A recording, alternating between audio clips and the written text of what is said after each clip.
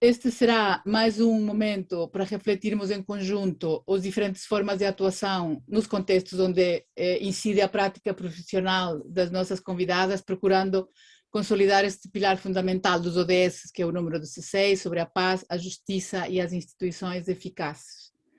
Este ODS pretende promover sociedades pacíficas e inclusivas para o desenvolvimento sustentável, conceder o acesso à justiça para todos e criar instituições eficazes responsáveis a todos os níveis. Assim, dou as boas-vindas às nossas convidadas e expressar em nome do IPS um especial agradecimento. Passo a apresentar a doutora Maria do Carmo Almeida, que tem aqui só Maria Almeida, que pertence à Comissão Nacional de Promoção dos Direitos e Proteção das Crianças e Jovens do Montijo. É licenciada em Agronomia e Matemática, que nos faz assim pensar este currículo. O seu currículo é um currículo assim muito rico e variado. Foi professora ao longo de muitos anos, é mestre na área da gestão e administração educacional. Independente dos vários cargos que foi desempenhando ao longo da sua vida profissional, permita-me destacar este, que foi motivo do nosso convite, enquanto secretária da Comissão de Proteção, enquanto já me baralhei, enquanto pertencer à Comissão de Proteção e Crianças dos Jovens do Montijo e também como secretária desta comissão, que tem um mandato até 2023.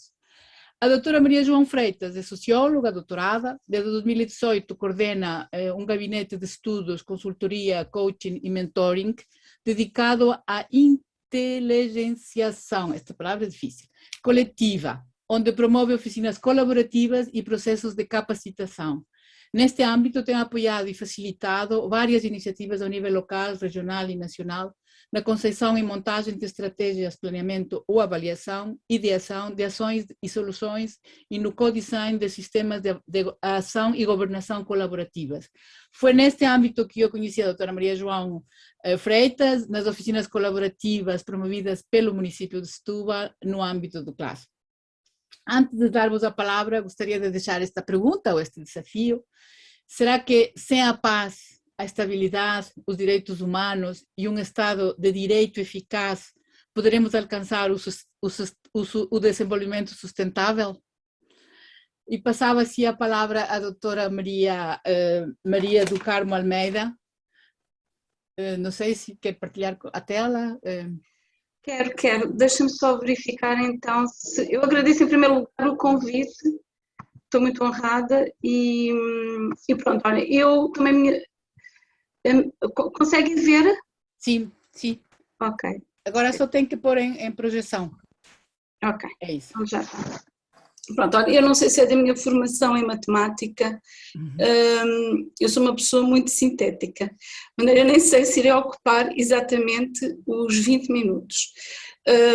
Eu trago aqui algumas ideias-chave que também têm a ver com o que eu estou a fazer neste momento.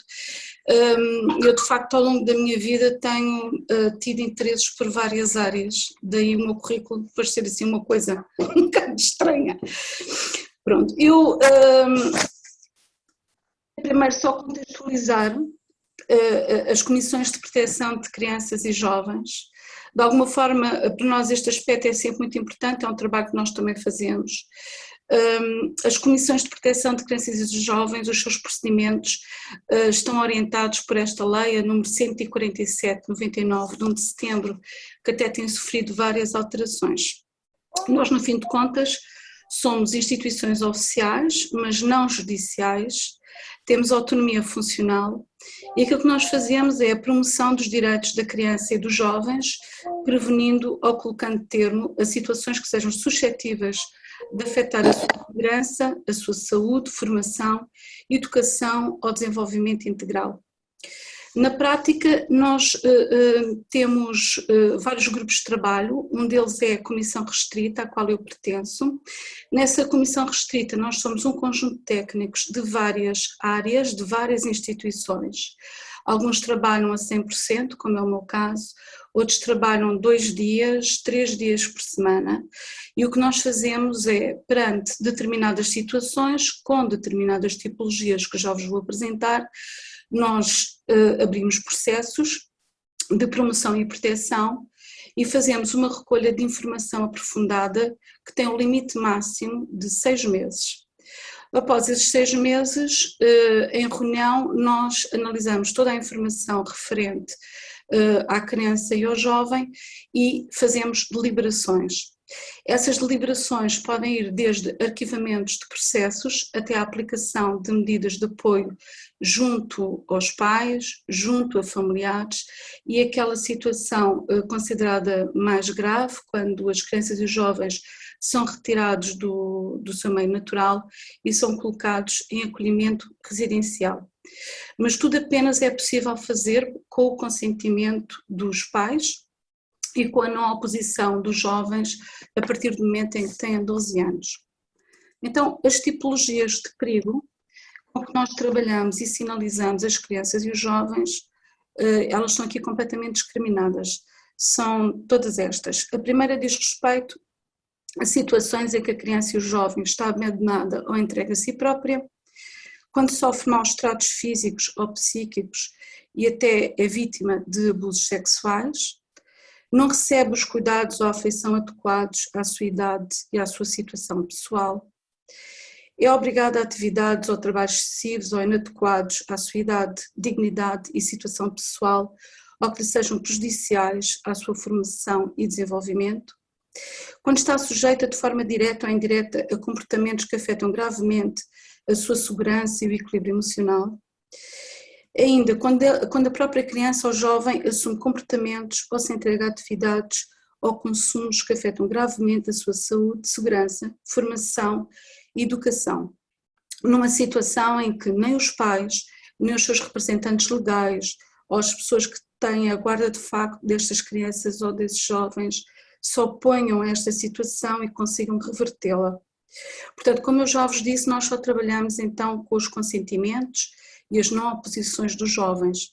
Sempre que nos é dado o não consentimento ou é feita uma retirada de consentimento para a nossa intervenção, estes processos são todos encaminhados para o Ministério Público, são distribuídos a um técnico de uma equipa multidisciplinar de apoio a tribunais e, portanto, que faz uma avaliação idêntica à nossa, também com o mesmo espaço temporal, mas a partir daí já sem a necessidade de consentimento de ninguém.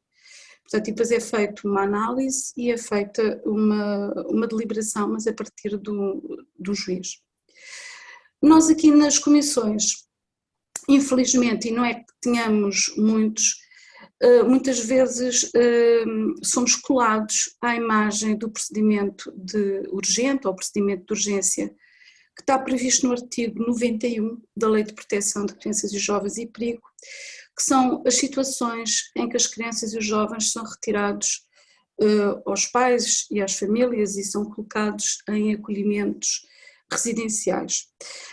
Mas queria chamar a atenção que esta situação realmente ocorre, eu própria já participei em algumas, mas elas só ocorrem quando existe um perigo atual ou iminente para a vida ou para a integridade física de uma criança ou para um jovem e que haja oposição dos próprios pais aos detentores da sua guarda, de forma a que se possa então reverter também esta situação. E aí as comissões têm que intervir, mas isto também é feito em articulação com os procuradores do Ministério Público e com as entidades policiais.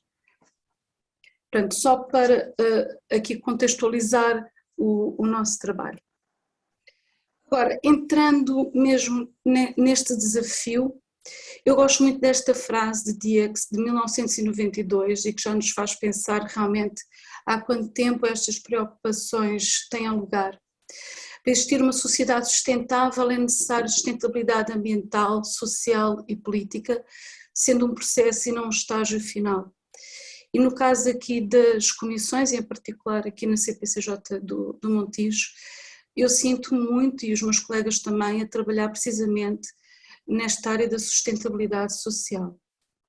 Este termo da sustentabilidade ganhou então peso a partir da Conferência da ONU no Rio de Janeiro em 1992 e coloca-nos questões que têm a ver com a compatibilização entre o desenvolvimento e os problemas ambientais. Mas para mim em particular este tema da sustentabilidade trata-se em si de um conjunto de ideias, de estratégias e de atitudes que podemos tomar para a existência não só do equilíbrio ecológico, mas também do equilíbrio económico e social. E é aqui a importância das áreas da CPCJ e também das outras entidades com que nós trabalhamos e articulamos. De facto, o que nós verificamos é que a modernização trouxe-nos a nós benefícios sociais que são inegáveis. Em particular no nosso país, eu queria referir 3. A diminuição da taxa de mortalidade e elevação da longevidade, o acesso universal à educação e a melhoria da qualidade de vida. Mas a parte dos danos ambientais que têm vindo a par e passo também com este processo de modernização, também existem um conjunto de vulnerabilidades que nós verificamos em determinadas franjas. E eu vou referir aqui algumas que se tornaram especialmente relevantes no período da pandemia. Não quer dizer que nós não contactemos com elas todos os dias, porque algumas delas nós contactamos todos os dias, mas de alguma forma elas não têm a visibilidade na comunicação social que nós pretendíamos e que fossem tão discutidas para ver se de alguma forma conseguimos colmatar alguma destas situações. A primeira delas, que levou um elevado número de processos na CPCJ do Montijo, e para além do número elevado também da complexidade destes processos, teve a ver com o absentismo e abandono escolar, devido à fraca acessibilidade aos equipamentos e às redes tecnológicas. Em particular de uma comunidade que nós trabalhamos, que é a comunidade cigana. Aliás, nós em setembro assinámos aqui um protocolo com o Alto Comissariado para as Migrações, em particular com o Núcleo de Apoio à Comunidade Cigana, que visa precisamente aqui um conjunto de ações que estão a ser implementadas este ano e que visa combater o absentismo e o abandono escolar da comunidade cigana no agrupamento de escolas do Montijo. E o CPCJ do Montijo é a entidade promotora deste protocolo. Para além desta situação do absentismo e do abandono escolar, também ocorreu um agravamento do desemprego, sobretudo pessoas que têm empregos precários e sobrevivem da economia informal. E nós temos muitas pessoas que trabalham na apanha da ameijoa e noutras atividades que cessaram na altura, que fazem parte da economia informal e ficaram fechadas em casa sem qualquer tipo de rendimento. Outra situação que teve um número elevado de casos foram as situações de violência doméstica, mesmo com diligências no sentido de levar mães e filhos para casas-abrigo. Por acaso, de todos estes casos, e alguns deles foram meus, as vítimas foram mulheres, o que não quer dizer que não hajam vítimas que também são homens. E finalmente, aqui um aspecto que me tem sensibilizado muito neste trabalho, que são as condições de vida dos migrantes, que para além de serem mal remunerados, vivem em habitações superlotadas e insalubres. Isto é algo com que eu trabalho todos os dias e que vejo todos os dias.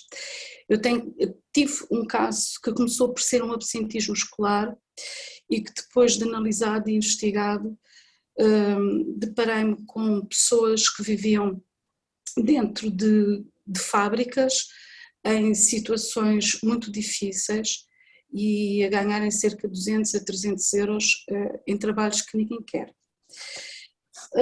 O que é que isto nos provoca? Provoca que nós temos que articular muito bem com outras entidades. Nós temos que combater estas desigualdades e, sobretudo, ajudar as pessoas. Portanto, a Comissão de Proteção de Crianças e Jovens do Montijo e qualquer uma delas estabelece sempre aqui uma forte articulação com as entidades que trabalham a nível social. E eu vou nomear aqui algumas. Portanto, aqui, sobretudo neste período de pandemia, foi muito importante a ligação que temos aos centros locais de apoio aos migrantes. Vou, por exemplo, relembrar um caso meu que tive 5 jovens romenos que estavam há 2 anos em Portugal sem ir à escola, que não tinham qualquer tipo de documentação e, portanto, foi possível, trabalhando com os centros locais de apoio aos migrantes e as associações de ucranianos e de romenos, por exemplo, relativamente a estes jovens, eles estarem neste momento integrados e com uma avaliação muito positiva no agrupamento de escolas Poeta Joaquim Serra. Também as articulações que temos com as organizações de combate ao tráfico humano, porque temos situações em que suspeitamos de condições deste tipo.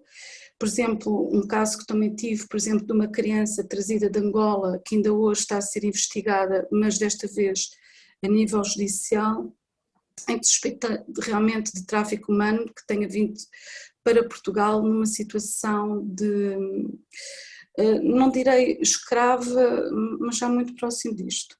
Também trabalhamos com as organizações que ajudam e apoiam as vítimas de violência doméstica, que são variedíssimas, o Alto Comissariado para as Migrações, que já referi, os agrupamentos de escolas e escolas não agrupadas, trabalhamos com todos eles, do Conselho de Montijo, os serviços sociais da Câmara e sobretudo a nível do apoio alimentar e a GNR-PSP, que para além dos apoios que nos fazem em termos de visitas, também nos ajudam também a nível deste apoio social. Pronto, mas chegado a este momento, existe de facto a necessidade de ser estabelecido um novo acordo que vise então uma nova construção económica e social, mas desta vez incorporando também um valor inerente da natureza. É necessária assim uma consciência positiva relativamente ao ambiente, pois dependemos deste para ter condições de vida dignas e uma vida saudável e segura. Não se esqueçam que também trabalho numa zona em que muitos destes migrantes trabalham em agricultura intensiva e, portanto, para nós também esta preocupação a nível ambiental é de todo premente. E por isso existe então esta premissa do caráter transnacional da proteção do ambiente. E agora volto aqui à frase de António Guterres, agora enquanto decorre a COP26 em Glasgow, em nome desta e das gerações futuras, exorto-vos: escolham a ambição, escolham a solidariedade, escolham preservar o futuro e salvar a humanidade. É esta urgência toda que temos em mão. Agora, perante aqui a COP26, em que no decorrer destas negociações, com o objetivo de obter então compromissos que sejam sérios para reduzir as emissões de carbono até 2030 e manter o aquecimento global abaixo dos 1,5 graus Celsius, bem como o financiamento para a realização de adaptações nas regiões mais afetadas, em que está previsto um investimento de 100 mil milhões de dólares anuais. Deparamos aqui com um misto de tristeza e de esperança. Tristeza pela ausência da representação da China, da Rússia, do Brasil e da Turquia, alguns destes países altamente poluentes, o que nos leva a questionar: será que desejamos efetivamente uma sociedade sustentável nesta altura?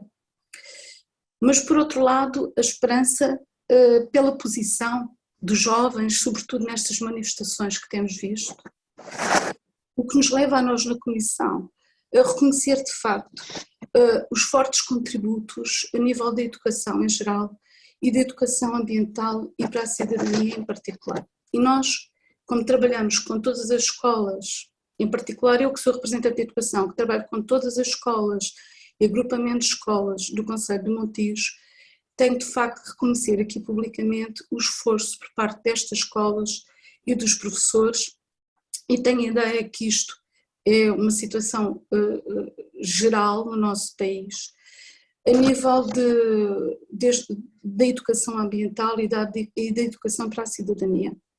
Aliás, porque nós sentimos na escola e até como professora que a educação não, por si só não é capaz de resolver estes problemas de forma direta, mas tem este encanto porque atua sobre a consciência e os valores sociais das crianças e dos jovens, e indiretamente ela orienta também as suas ações sociais. E eu acho que é isso que nós estamos a verificar agora. Este trabalho que se faz nas escolas, do exercício crítico, de colocar questões, analisar e avaliar, favorece o pensamento autónomo das crianças e dos jovens. Isto é uma luta diária na sala de aula, de forma a fazerem escolhas, a que eles consigam fazer tomadas de decisões e também assumir posições e atitudes. E o que nós verificamos nas escolas e nestas manifestações é de facto esta ambição dos alunos para a construção de um mundo pacífico e sustentável. Portanto, este desejo não deve ser de forma nenhuma defraudado. Da importância também de inserir a paz no contexto da sustentabilidade e do desenvolvimento humano, uma vez que a proteção e o uso dos recursos naturais geram inúmeros conflitos entre países internamente.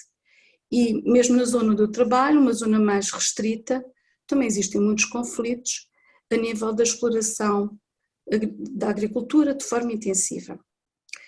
Desde a criação da ONU em meados de 1945, que se tornou incessante esta busca pela paz, mas ainda após o término da Segunda Guerra Mundial, a 2 de setembro de 1945. Entendendo eu agora a paz como uma ausência de conflito e existência então de tranquilidade entre as pessoas e as nações, tal não significa, do meu ponto de vista, parar com o desenvolvimento, mas sim podemos progredir de uma forma mais conscienciosa e em diálogo na busca de medidas que se possam enquadrar com as necessidades do homem, mas também com as necessidades do ambiente. E possivelmente precisamos, neste momento, viver com outros valores, valores que têm a ver com a simplicidade e mesmo com a austeridade. E também saber escutar, saber também viver juntos, que é uma ambição que já se discute e que se incute há muitos anos nas escolas, para se conseguir de facto alcançar uma paz que seja sustentável. Para que daqui a algum tempo nós venhamos não a conversar sobre propriamente a sustentabilidade e a paz, mas sim sobre o desafio que será a sustentabilidade da paz. E eu penso que este é o próximo desafio. E terminei a minha intervenção. Está a ver, não foi assim. Conseguiu cumprir o seu tempo? Foi. Deixa lá ver, só. Ainda não foram os 20 minutos, foram 18. Meu problema na vida sempre foi ser sintético. Muito obrigada pela sua apresentação. Então, dava a palavra a Maria João Freitas. Faça favor, Maria João. Bom, em primeiro lugar também, muito obrigado por este convite para estar aqui convosco. Eu penso que esta intervenção, vou compartilhar também aqui uma tela, esta intervenção foi uma intervenção já bastante provocadora para nos fazer pensar e de certeza discutir, e a propósito da palavra complicada que há bocadinho a Patrícia disse que era difícil de dizer, ela é difícil de dizer precisamente porque ela não existe, ou melhor, agora existe porque pronto, agora já existe. Eu juntei. É uma palavra que não existe, que é esta, não, mas não existe mesmo em português, se forem ao dicionário ela não existe, que é esta urgência que os Objetivos do Desenvolvimento Sustentável nos incitam, precisamente ao ter que reunir tantas dimensões, e nomeadamente aqui nesta dimensão, neste objetivo da paz, que é o de fomentar e criar uma inteligência coletiva que vá de mãos dadas com a ação. Por isso é que temos aqui esta palavra da inteligenciação coletiva, que é a criação de inteligência coletiva de mãos dadas com a ação, com efetividade, com coisas que possam acontecer.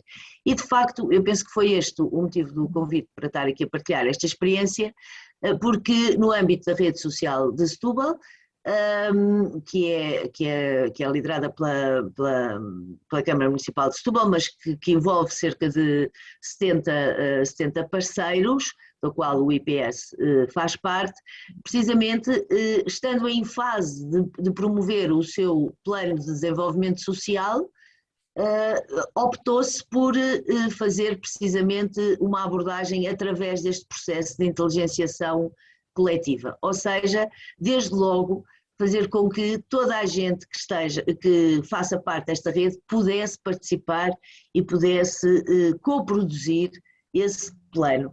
E foi o desafio que a Patrícia me fez para podermos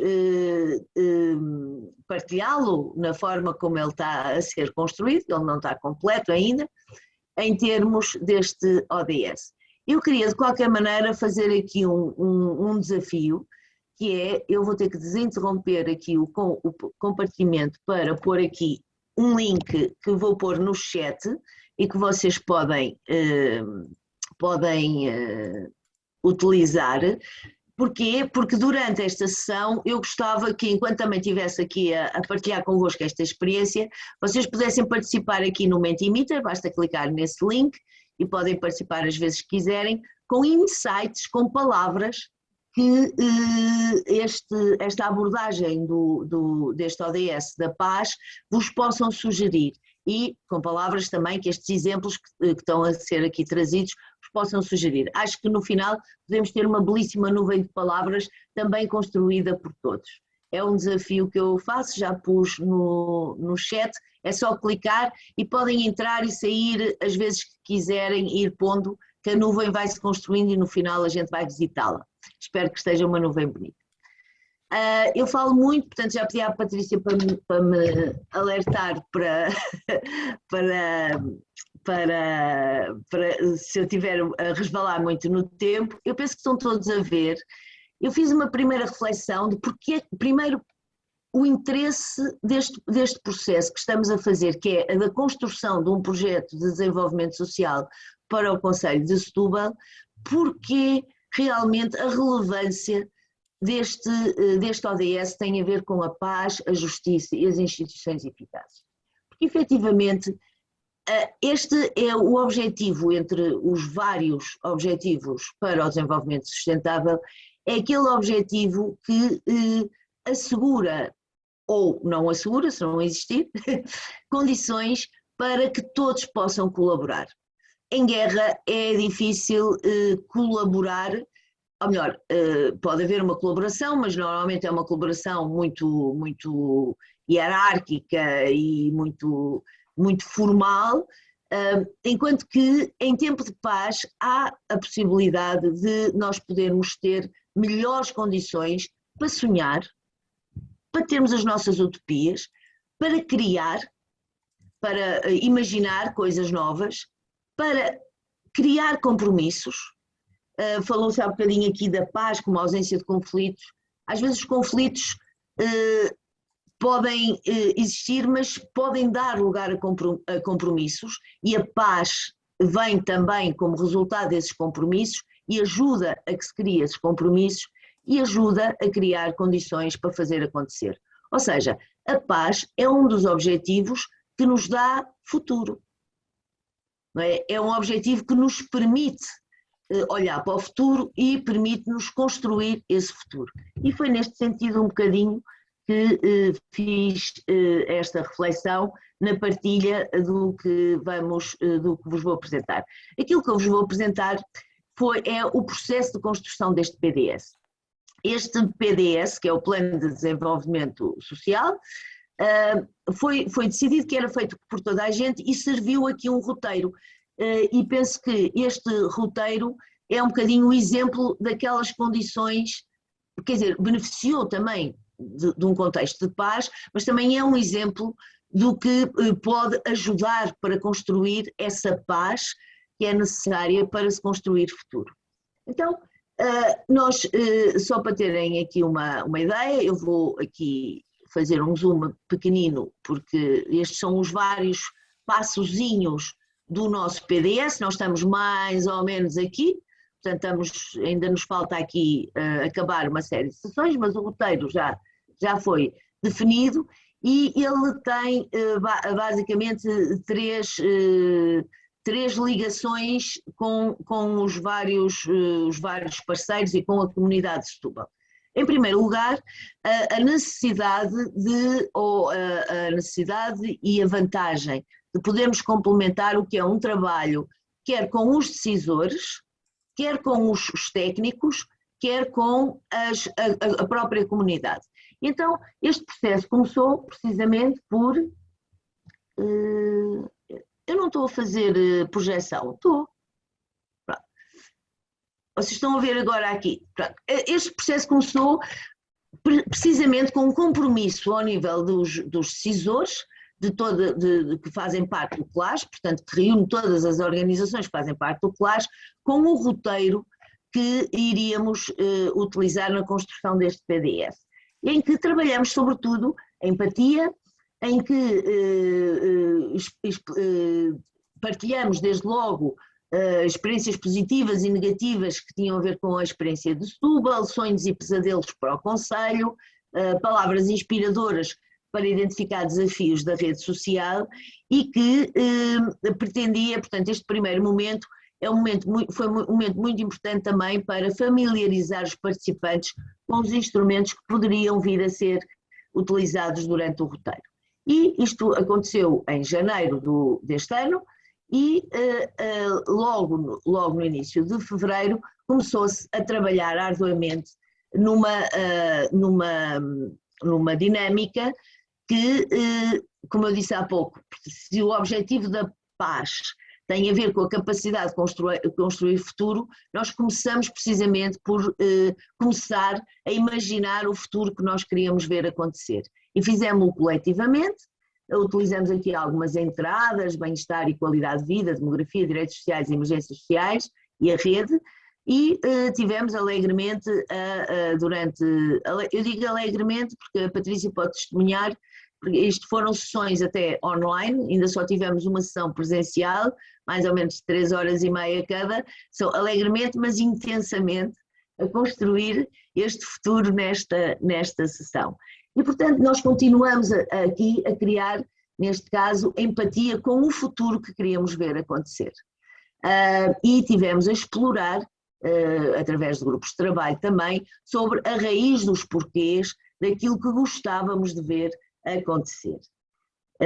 E também nesta sessão, por exemplo, também trabalhamos algumas dicas sobre aquilo que nós entenderíamos, nós, toda a gente, portanto isto foi colaborativamente construído, portanto depois criamos assim umas coisas complicadas, os quadros, sobre quais seriam também os fatores de sucesso e de insucesso que queríamos ver acontecer.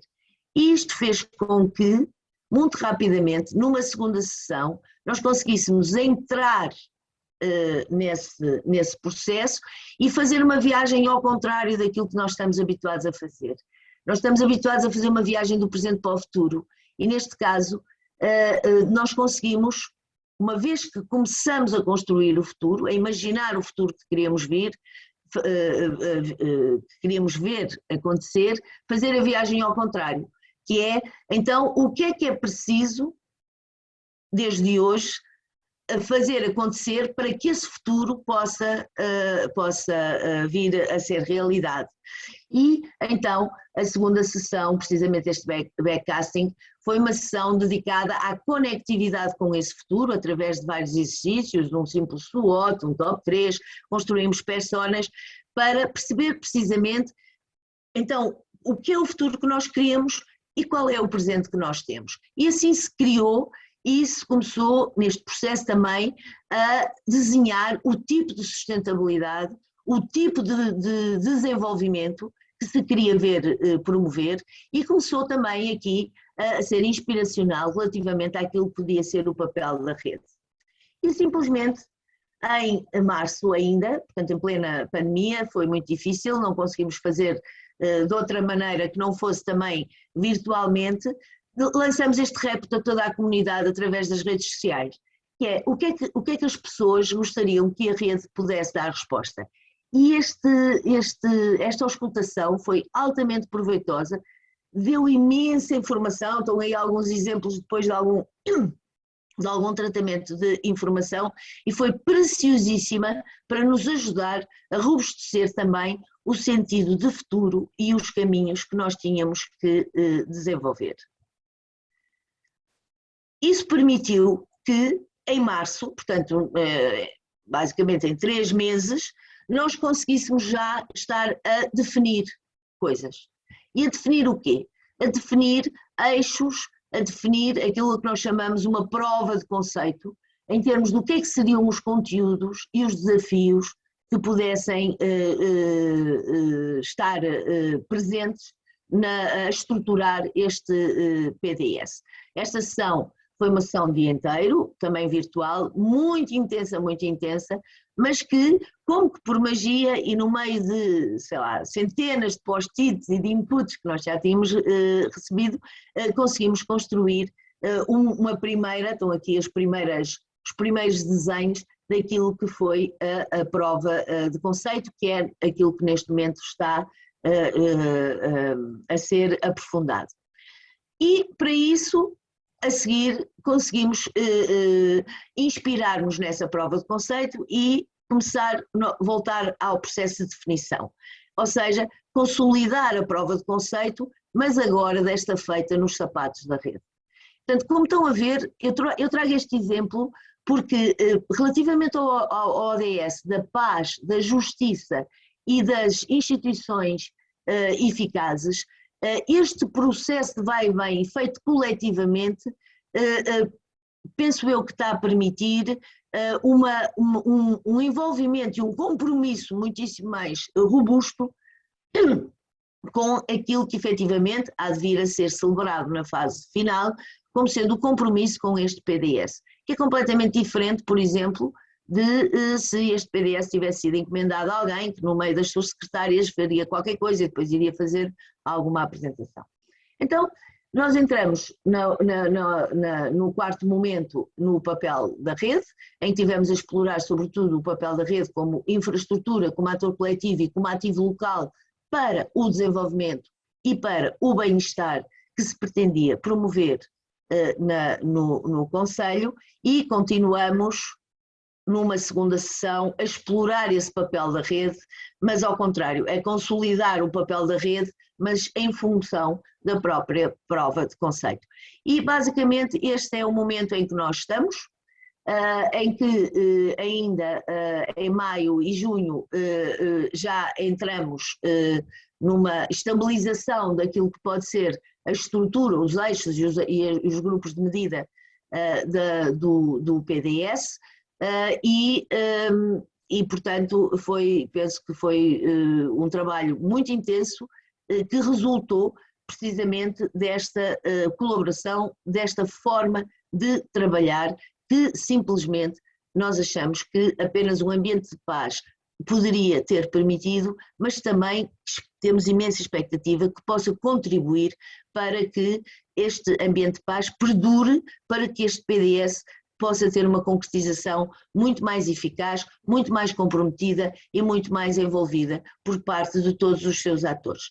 Portanto, nós aqui já começamos a prototipar os grupos de medida e já, portanto, ainda em julho, voltou todo este trabalho à sede de alto nível, a sede de decisão, em que se fizeram alguns testes de robustez, mas sobretudo em que se fez a validação desta prova de conceito para que pudesse passar para um trabalho mais técnico de desenvolvimento de instrumentos de plano. E é aqui que estamos, portanto, a seguir o que é que há de vir.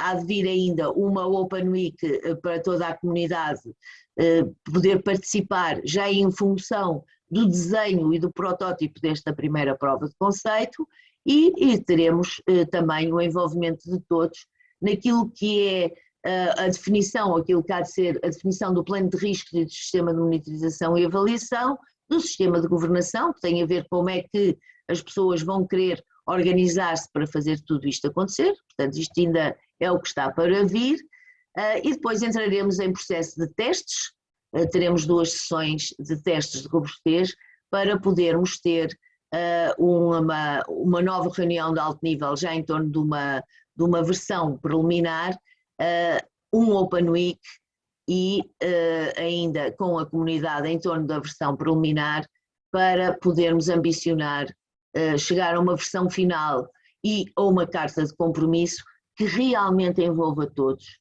e que realmente possa ser um instrumento, que este PDS é o que nós esperamos, não seja um PDS para pôr na gaveta, mas que seja um instrumento de paz, de entidades e instituições mais robustas, porque efetivamente se envolveram num processo de criação, de imaginação, de sonho portanto, com ambição, que vai permitir fazer acontecer e não vai permitir fazer acontecer coisas e não apenas poder ser um daqueles instrumentos que normalmente adornam as nossas estantes, mas que não, depois a gente se esquece rapidamente deles. Esperamos que o facto de termos envolvido toda a gente neste processo possa ser um bom contributo para este ODS, o ODS da paz, da sustentabilidade e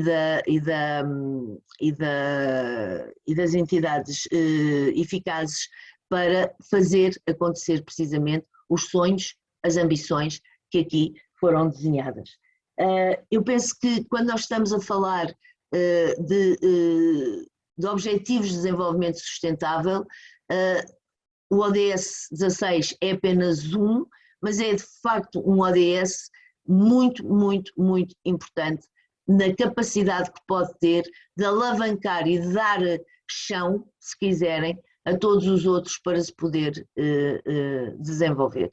E pronto, terminaria também esta partilha, porque poderemos ter depois perguntas se houver interesse, com esta minha frase, que é uma frase que eu gosto muito de partilhar, porque é este o desafio, em termos de urgência, como já foi falado na primeira intervenção, em termos de sentido de urgência, em termos de sentido de esperança, que é, nós não podemos ir pelos caminhos que conhecemos.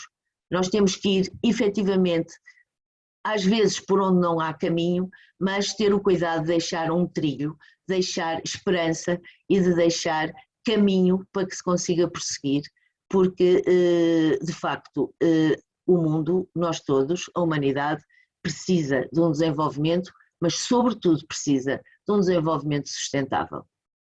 E pronto.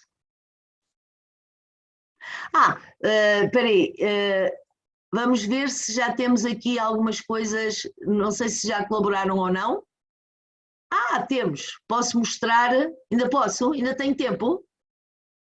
Não estou a ouvir, Patrícia. Digo, pode mostrar, sim, senhora. Pronto, ainda temos aqui então a árvore maravilhosa que todos construímos agora e que penso que poderá ser um excelente pontapé de saída para o debate que se vai seguir. Portanto, temos aqui, eu adoro esta questão, é que nós precisamos mesmo de sorrir perante estas questões. Nós precisamos de sorrir, nós precisamos de sonhar, nós precisamos de construir esperança.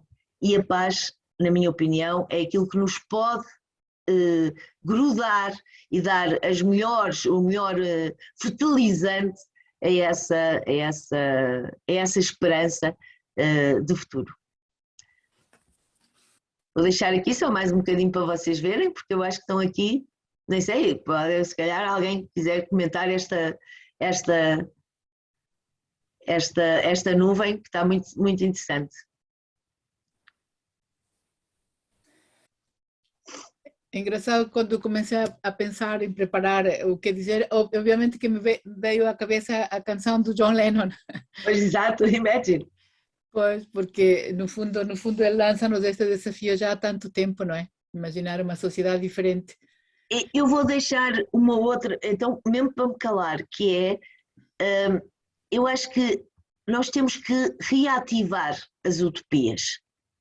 Nós temos que reativar as utopias, não como algo que é inconcretizável, mas com aquela dimensão que nos faz alavancar, que nos faz ir atrás delas e encontrar caminhos de viabilização e de concretização. E só em paz, acho eu, é que nós conseguimos ambicionar ou poder ter esta capacidade de recriar utopias para o nosso futuro e para o nosso desenvolvimento. E pronto. Descompartilho ou deixo ficar? Não sei. Se calhar agora para vermos, não sei, para podermos ver aqui o painel e, portanto, no fundo agora abriu o debate. Eu acho que estas duas apresentações foram extremamente interessantes e eu acho que nos trouxeram-nos muito esta dimensão humana daquilo que nós precisamos, não é? Enquanto pessoas também, a paz é fundamental, quer dizer, é aquilo que eventualmente permite, como diz a Maria João, que as coisas possam vir a acontecer em ambientes saudáveis, em ambientes calmos, etc. Portanto, não sei, quem quer fazer perguntas ou pôr alguma questão às nossas convidadas, ou, enfim, ou falar simplesmente sobre alguma questão que vos venha aqui ao coração.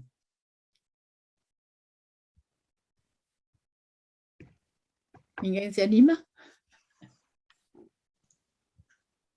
Bem, eu posso intervir. Eu não tenho nenhuma questão, só gostava de dizer que de felicitar esta iniciativa, porque quase que não se ouve falar nestes assuntos e estar a ouvir falar sobre paz, porque nós ouvimos falar na COP26 e esses objetivos de todos, parece que está tudo muito longe, não é? Mas estarmos aqui a debater sobre isso, acho que é de louvar o trabalho que estas duas professoras, investigadoras que estão a fazer. O meu bem-aja. Cidadãs. E obter exatamente cidadãos com consciência, pronto, e sempre na tentativa de ajudar os outros.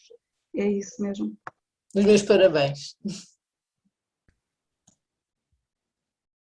Não sei se há mais alguma questão.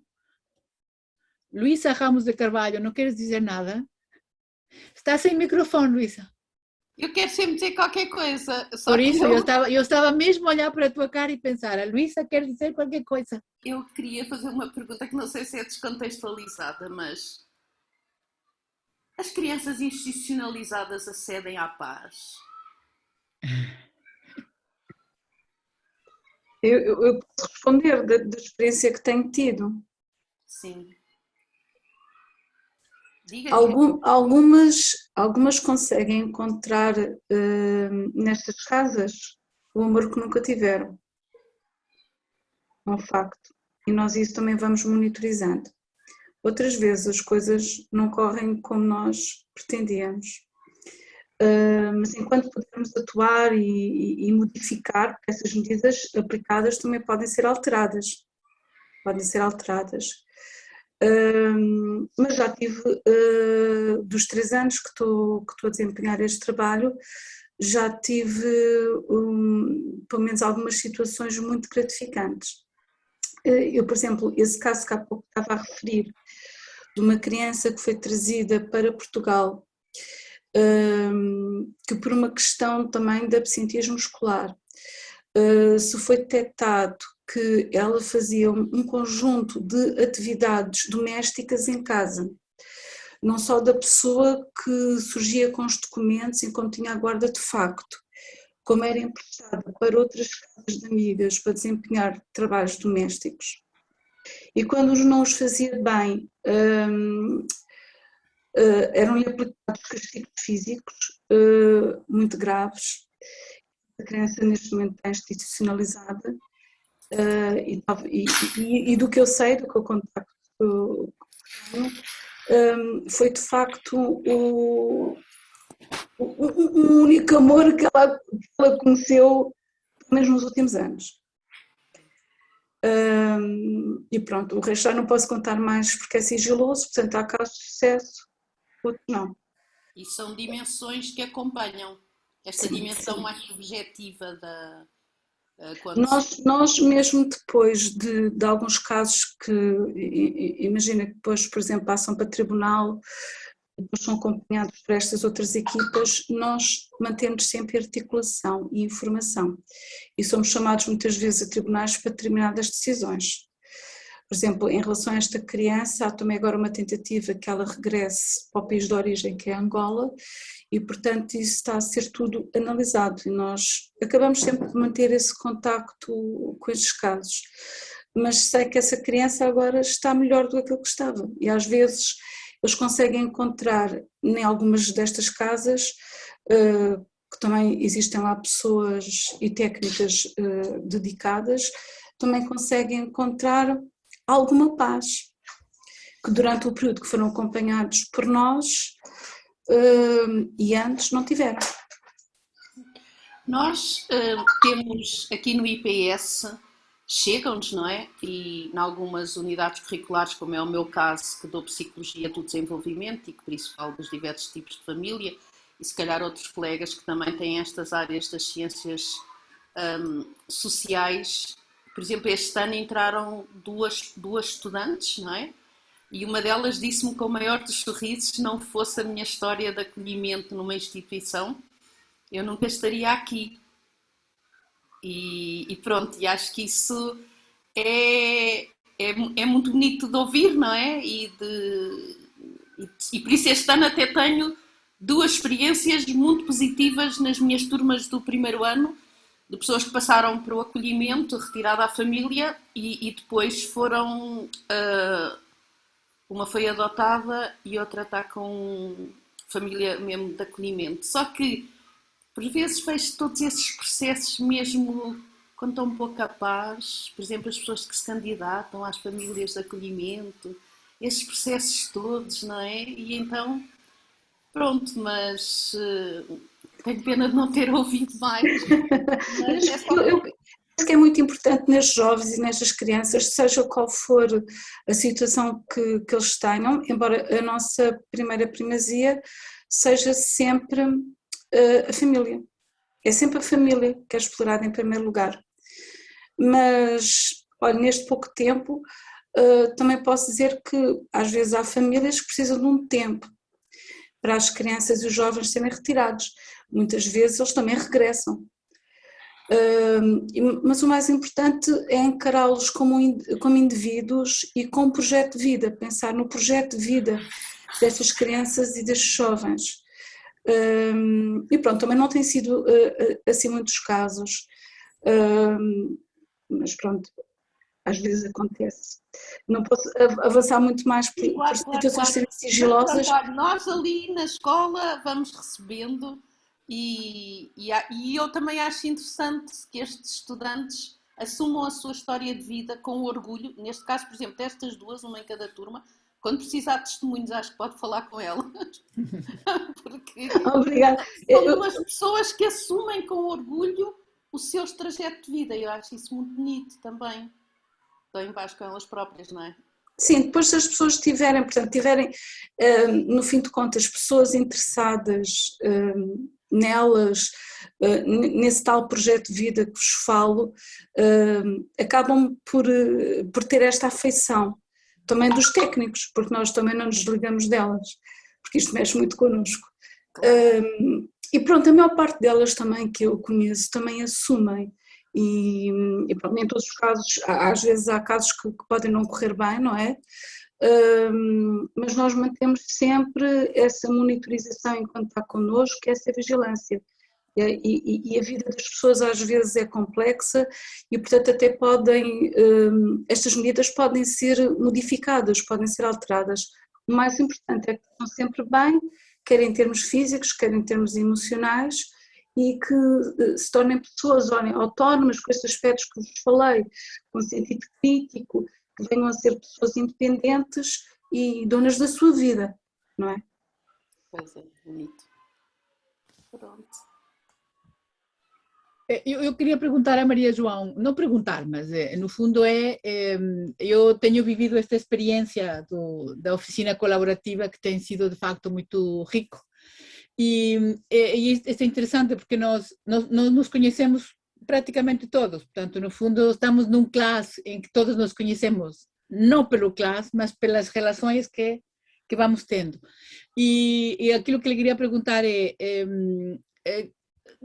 portanto, eu no fundo tenho muita esperança, se tenho, de que isto dê um contributo muito importante para o plano de desenvolvimento social, não é? Portanto, eu já tenho participado durante vários anos nisto, e no fundo tornou-se quase uma rotina, portanto, íamos a umas reuniões, fazemos umas votações, mas não temos assim uma participação cidadã, digamos assim, muito comprometida, porque no fundo uns representamos as instituições, tanto nem sempre estão as nossas chefias, digamos lá, não é? E a minha pergunta é, da sua experiência tem tido resultados muito positivos, nós ainda não chegamos ao fim, mas depois é possível, digamos que, concretizar todas estas mudanças que se fazem? Depende só do próprio plano ou também vai depender um bocadinho do próprio município? Eu diria que vai depender de todos, porque este processo, ao ser colaborativo, e mesmo quando nós olhamos para os ODS, eles não têm dono de responsabilidade, nós todos temos a responsabilidade aos vários níveis, digo eu. Portanto, o sucesso, no caso do PDS concretamente, mas também o sucesso destes objetivos, acho que nós já todos percebemos que é desde as pequeninas coisas que podemos fazer todos os dias até às funções mais institucionais que possamos ter, que possam colaborar para isso. A dificuldade é fazer conciliar, como alguém há bocadinho falava, tudo isto no mesmo tempo, porque nós sabemos que uma das grandes dificuldades muitas vezes é que até podemos estar mais ou menos a ir em conciliação de caminho, mas a conciliação do tempo, fazer acontecer as coisas no tempo certo, é sempre uma das coisas mais difíceis. É sempre os mais à frente, outros mais atrás, outras coisas não me apetecem, amanhã também. Pronto, essa é uma das dimensões. Agora, eu estou em querer, e a experiência que eu tenho é de que todas as vezes que se ensaiam estes modelos colaborativos, eles dão robustez à sua capacidade de intervenção. Simplesmente porque as pessoas percebem como é que se chegou, porque foram elas que construíram, certo? Sim, porque o meu papel aqui, e a Patrícia pode testemunhar, é simplesmente de facilitação, portanto, são as próprias pessoas que vão construindo. Estes processos também criam campos de oportunidades. Eu penso que nas primeiras oficinas ninguém imaginaria que pudéssemos já ter chegado onde chegamos. Claro que agora temos o resto dos instrumentos para aplicar, mas a ideia central já foi construída. Mas eu gostava também aqui de desmistificar às vezes um assunto que é importante. Nós estamos a debater hoje aqui o objetivo da paz. A paz não quer dizer tudo azul e cor-de-rosa. A paz, o objetivo da paz, significa precisamente, como eu acabei por dizer, ao criar as condições para conseguirmos ambicionar este futuro, implica também que nós criemos condições para nos desconfortarmos, para criarmos desconforto, para depois também encontrarmos caminhos de reconforto. A paz, na minha opinião, não é apenas cenários ideais em que está tudo em posição zen. Não, é precisamente a capacidade até de picar, de criar as condições para que as pessoas se possam desconfortar, e eu acho que nós temos muitos motivos para nos desconfortarmos com a situação em que estamos, por exemplo, não é verdade? E que isso é que poderá ajudar-nos a recriar caminhos e ações de reconforto em função de outras situações pelas quais nos ambicionamos. A minha experiência e a minha expectativa é que o facto disto ser feito colaborativamente, ou seja, coletivamente, faz com que as pessoas possam ir construindo estes tais caminhos com que eu acabei a minha intervenção, que ainda não estão bem desenhados, porque são elas que os vão desenhar, conjuntamente, e por isso também perceberem e conhecerem-se melhor uns aos outros e perceberem que ao longo do caminho vão encontrar alguns desconfortos, mas se calhar também mais margem e mais ambiente para recriar novos reconfortos na saída desses desconfortos. Desculpem, mas eu gosto muito desta dicotomia entre desconforto e reconforto. E eu acho que o desconforto às vezes pode ser um bom aliado para para seguir em frente. Se não o tivermos, não avançamos, não é? Ora, bem, Se não pronto. sentimos a falta, Exatamente. não temos desejo. O desejo vem Se sempre não da houver falta. desconforto, não há sequer motivo. E a paz é importante para nós não ficarmos só no desconforto, para criarmos o reconforto. Mas este reconforto só será verdadeiramente inovador e socialmente inovador, que é o que aqui eu penso que interessa, não é? É como é que nós criamos inovação social se formos capazes coletivamente de recriar novas condições para que possamos organizar-nos e, sobretudo, fazer acontecer coisas. Porque eu não acredito em planos que não têm ou não incorporam no seu próprio processo este desenho de caminhos para que as coisas possam vir a acontecer. E eu acredito que assim coletivamente, e pelo menos, e acredito, a pergunta é, se eu acredito neste processo, sim, acredito muito neste processo, porque quando houver a fase de compromisso, eu penso que as pessoas vão estar todas desejando pôr aquilo em prática e não simplesmente olhar para o papel que eventualmente surgir e dizer, olha, vai para ali para a prateleira. Que eu acho que este é um drama muito grande. Que todos vivemos, quando discutimos estas coisas. Muitas vezes nas é tudo muito lindo, muito bonito, etc. Mas depois pôr na prática. Mas não há ninguém que o possa fazer sozinho. Mas também não há ninguém que também não. Acho que neste processo, o processo colaborativo, o tal processo de inteligenciação que eu falei há um bocadinho, é absolutamente fundamental. Porque ninguém se mobiliza para uma ação se não tiver participado no seu desenho, se não tiver participado na construção do que é o sentido para aquela ação. E por isso este é um dos grandes desafios também à forma como nós nos organizamos institucionalmente e como é que nós encaramos a própria organização da nossa ação mais institucional. É a vantagem de a poder abrir a todos nos seus papéis, nos seus sapatos, para poder imaginar, sonhar, criar, prototipar e fazer acontecer aquilo que se quer ver acontecer. Muito bem. Não sei se há mais questões. Estamos já no... Não, já passamos um bocadinho, não muito, da nossa hora prevista de fecho, mas... Carlos, não queres perguntar nada? Não, eu ficava aqui a ouvir. Porque acaba por ser interessante a partilha das duas experiências. Este ODS também tem um aspecto, para além da paz, que são as instituições eficazes. Não é? Este muitas vezes é fundamental, não é? Para dar resposta a aspectos na qual trabalho. E ao nível social, muitas vezes, como existem obviamente profissionais nessas instituições, mas também existe muito voluntariado. Por vezes é difícil conciliar essas vertentes, né? Dar a resposta a algumas das áreas.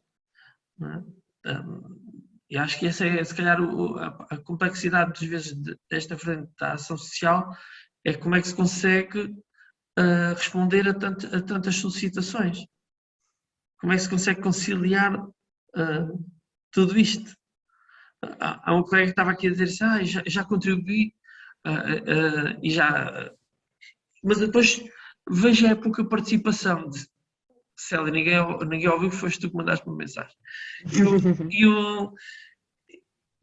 Como é que se consegue envolver mais a comunidade para estas causas, para estas ações? Para ver o equilíbrio, que era uma das palavras que estava na nuvem. Como é que... Eu acho que é importante o que é que a Maria João e que estavam a referir. Não é? Mas como é que nós conseguimos envolver as pessoas nesta paz, nesse equilíbrio que a Luísa também estava a puxar? Como é que conseguimos envolver as pessoas nestes processos? Implicando. Eu acho que se debate, desculpem lá, não sei se... Eu acho que a Maria Almeida também falou precisamente nesta questão do é preciso implicar, é preciso ter o acordo, é preciso ter a vontade das pessoas para fazer acontecer. A questão é que muitas das vezes nós temos que ser inventivos, na minha opinião, em termos das metodologias que utilizamos de planeamento e de organização mesmo das entidades. Porque nós estamos a falar aqui da necessidade de implicar a comunidade, de implicar os beneficiários com os quais trabalhamos, de implicar as outras entidades de que precisamos para fazer acontecer, mas há aqui um pressuposto que é preciso também romper nesta linha de pensamento, que é preciso perceber que para fazer cumprir os Objetivos de Desenvolvimento Sustentável, nós não podemos mais continuar a pensar que somos todos muito autónomos e independentes neste processo. É preciso que nós pensemos que o quadro que nos configura pela frente, que é um bocadinho ao arrepio daquilo que tem vindo a ser as tendências que nos têm vindo a pressionar nos últimos tempos, não é o das autonomias, é o das interdependências. E isso acontece quer quando nós estamos em contexto social, e portanto se é interdependência nós temos que implicar, e implicar as pessoas não é definirmos em casa o que é que queremos que venha a acontecer e ir buscar as pessoas porque precisamos delas para fazer acontecer aquilo que eu pensei. Não, é sabermos estar em diversidade, sabermos construir em diversidade qualquer coisa que seja mobilizador, que seja implicador. Nem é também somente explicar às pessoas, agora está muito na moda, não é? Dizer que as pessoas não vão perceber, as pessoas não vão perceber. E que é preciso explicar, As pessoas percebem muito. As pessoas têm imensa experiência. Podem não ter algum conhecimento científico, mas as pessoas têm imensa experiência. Têm imenso conhecimento tático, que nós precisamos de conciliar com o outro tipo de conhecimento que temos. Este é que é o grande desafio. E a paz é importante para nós construirmos estes diálogos e estas pontes de implicação. Isto tanto é útil em redes, como é útil para o envolvimento de todos nós como cidadãos nas nossas vidas, mas sobretudo também na forma como nós olhamos para as nossas próprias organizações. Nós temos ainda organizações muito hierárquicas, em que as próprias pessoas participam pouco naquilo que é a missão e o sentido da organização. Somos peritos, desculpem agora estar aqui, isto já está quase em desabafo, mas pronto, somos peritos, não é, em fazer grandes sessões em que explicamos a missão, mas somos muito pouco abertos a pedir aos colaboradores de uma determinada entidade que ajude a construir essa missão, que ajude a dar exemplos daquilo que é a sua experiência sobre essa missão. E penso que assumir aqui, vou tornar a repetir, o ODS da paz como condição fundamental para se poder criar e desenhar futuros, passa também por isto, por nós podermos abandonar um bocadinho as nossas organizações muito hierárquicas e perceber que todos podemos, dentro de uma organização, dentro de uma comunidade, dentro de uma rede, ou o que for, podemos participar na concepção daquilo que queremos ver acontecer. Eu vou falar outra vez, porque eu venho tarde, mas a Luísa tem a mão levantada. Eu tenho a mão levantada. Então vou responder aqui ao Carlos, ao meu colega, e ao mesmo tempo assim, que é o seguinte. Eu estou aqui a posicionar-me como professora, não é? Nós temos os alunos e temos o nosso currículo, e o que eu acho que nós temos que, de facto, acho que a primeira chave é professores inspiradores e valorizar os colegas também inspiradores, porque se eu não tenho a solidariedade como centro da minha vida e se eu não tenho a paz como um objetivo central na minha vida, se eu não falo nas aulas, seja qual for o tema que eu estou a falar, eu nunca vou inspirar ninguém à minha volta, nem nunca vou implicar ninguém se eu não estiver implicada. O que é que acontece muitas vezes? E nós temos ali no nosso IPS, que é assim, olha, eu entre outro dia com a Patrícia estávamos a falar sobre o que os alunos vão aquecer como almoço e a pobreza dos almoços. dos almoços que eles aquecem. Nós estamos muitas vezes, por exemplo, nós temos muitos alunos que vêm dos PALOPs agora com as bolsas, chegam ao inverno e vemos que não têm casacos, que às vezes não têm os sapatos. Eu não sei porque não sou dessas áreas, mas eu acho que merecia parar uma aula se houvesse 2 alunos que não tivessem a calculadora que era preciso para fazer os exercícios. Eu acho que em muitas situações nós temos que parar o nosso currículo e dar lugar a um currículo emergente que tenha a ver com os problemas de relação daquela própria turma. Por acaso vou dar a minha experiência pessoal, que eu sou muito autocentrada, que é, eu ontem parei uma turma e disse, enquanto continuar este ambiente, vocês são as ferramentas do vosso trabalho, enquanto tivermos aqui risinhos, enquanto que uns falam grupinhos completamente herméticos, e nós não mexermos ali na raiz dos alunos, principalmente a nível do primeiro ano que chegam, não é? Nós não podemos fechar os olhos às dinâmicas de integração e de exclusão que acontecem nas nossas próprias turmas e nos estares e nas trajetórias dos alunos. Agora, por causa do Covid, nós temos imensos micro-ondas e isso aqui é ótimo, porque possibilita aqui alguns alunos, mas acho que temos que estar sempre a pensar nisso, e nós temos uma disciplina que agora já fomos para a saúde, que é a carteira de competências, que depois o professor Carlos ou a professora Patrícia enviam-lhe, porque é muito desafiante, que de facto são 5 créditos que eles fazem fora da aula, e os 5 créditos são feitos a partir exatamente daquilo que são perspectivas de autoformação, mas também de solidariedade, e aí é possível muitas vezes nós, por exemplo, vermos qual é a ação que os alunos fazem e a inspiração que têm também sobre os colegas. E por isso acho que o ensino superior também tem que se estruturar um bocadinho, não é? Para ser na aula, não é? Que é o nosso cerne, é o nosso core business, é que eles aprendam, façam em condições o mais igualitárias e em paz possível, não é? Pronto. Já não vou falar mais. Já vou baixar. Não, eu acho isso muito importante. Eu fiquei encantada com o Covid e faz-me lembrar muito uma expressão que nós temos na comissão e para a qual trabalhamos